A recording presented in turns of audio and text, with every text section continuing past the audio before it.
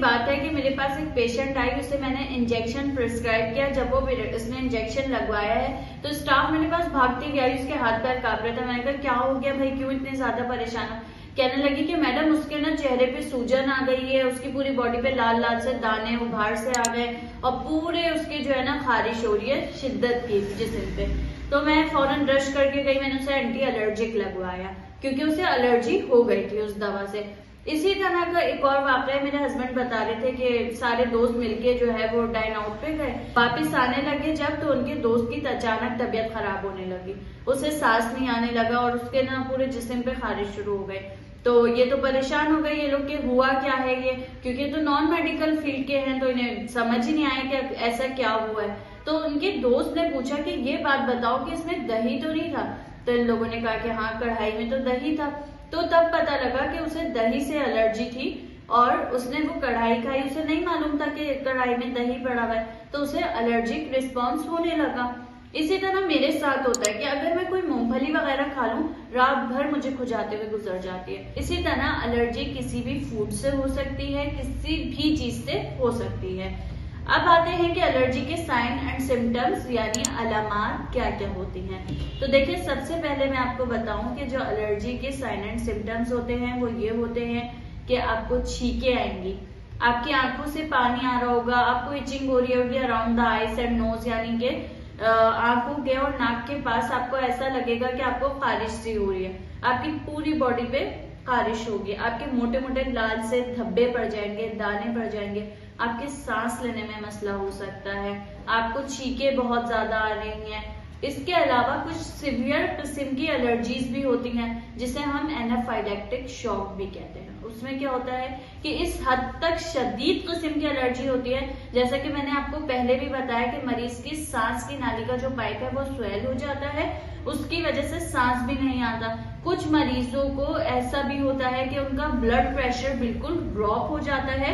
Allergy किसी भी चीज से हो सकती है, चाहे वो मेडिसिन हो। अक्सर ऐसा होता है कि आप किसी नए डॉक्टर के पास गए, उसने आपको जो है कोई मेडिसिन लगवाई, अब आपको उससे एलर्जी हो गई, तो आप क्या कहेंगे कि भाई डॉक्टर खराब है, इसने दवा सही नहीं दी। हालांकि आपको ये बात नहीं पता कि एलर्जी जो हुई है वो आपके जिस्म की वजह से हुई है, क्योंकि आपकी बॉडी ने उसे टॉलरेट नहीं किया है। 100 में से 99 लोगों को वो दवा टॉलरेट कर रही है, लेकिन आपको नहीं किया उसने।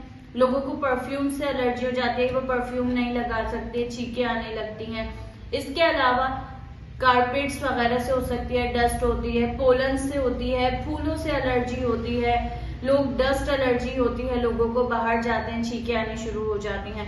तो एलर्जी किसी भी चीज से हो सकती है। जैसे कि मैंने आपको बताया कि मेरे हस्बैंड के जो दोस्त हैं उन्हें दही से एलर्जी थी, मुझे मूंगफली से एलर्जी है। इसी तरह एलर्जी किसी भी फूड से हो सकती है, किसी भी चीज से हो सकती है। अब अगर आप एलर्जी से नहीं बचते हैं और आप जो आपके ट्रिगर्स हैं, नोन ट्रिगर्स हैं, कि आपको पता है कि मैं ये चीज इस्तेमाल करूंगा या ये चीज खाऊंगा तो इससे मुझे एलर्जी हो जाएगी, तो अगर आप ऐसा नहीं करेंगे तो आप बैड कॉन्सिक्वेंसेस भी फेस कर सकते हैं। लॉन्ग टर्म आपको एलर्जी चलती आ रही है, आपको दमे की बीमारी हो सकती है जिसे एस्थमा कहा जाता है। इसके अलावा ऐसा भी हो सकता है कि आपको साइनसाइटिस का मसला हो जाए। लोग अक्सर पेशेंट मेरे पास आ रहे होते हैं, कहते हैं कि मैडम हमारी तो एलर्जी जाती ही नहीं है। तो देखिए एलर्जी बहुत मुश्किल से जाती है, आपका डॉक्टर आपको मेडिसिन प्रिस्क्राइब करेगा। एलर्जी का आपको ये कि बस आपने उस चीज से बचना है। अब जैसे आपको पोलन से एलर्जी हो रही है तो आपने पोलन से बचना है, आपको फूलों से हो रही है आपने फूल से बचना है, आपको परफ्यूम से हो रही है तो आप परफ्यूम से बचेंगे। आपने नोटिस कर लेना है कि अगर मैं बाहर जा रहा हूँ और मुझे छींके आनी शुरू हो जाती हैं तो इसका मतलब है मुझे डस्ट एलर्जी है। आपने अपने कारपेट नहीं रखने घर में, आपने घर में कबूतर, परिंदे, तोते, मुर्गी, बकरी, बिल्ली ये चीजें रखेंगे तो ये भी एलर्जी करवाती है, क्योंकि इनके फर होते हैं वो उड़ के सांस के जरिए आते हैं। कुछ पेशेंट्स मेरे पास आते हैं, कहते हैं मैडम वो तो तीसरी मंजिल पे, हम तो ग्राउंड फ्लोर पे रहते हैं, हवा के जरिए से आपके फेफड़ों में जा रहे हैं, आपकी सांस की नाली में जा रहे हैं। तो बेहतर है कि आप अपने घरों से जिन लोगों को इन चीजों से एलर्जी है, बिल्ली हो गई, बकरी हो गई, कबूतर, तोते, इन चीजों से अवॉइड करें।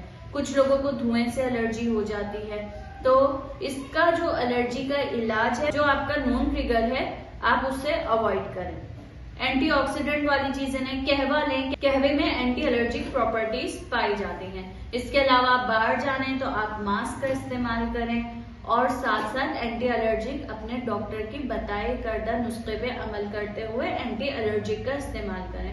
उम्मीद करती हूँ कि आज की वीडियो आपको पसंद आई होगी। मजीद इसी तरह की मालूमाती वीडियोस देखने के लिए मेरे चैनल डॉक्टर हाफिजा महक फातिमा को सब्सक्राइब करना मत भूलें। हमारे साथ रहिए, मिलते हैं इसी तरह की अगली वीडियो में। अल्लाह हाफिज।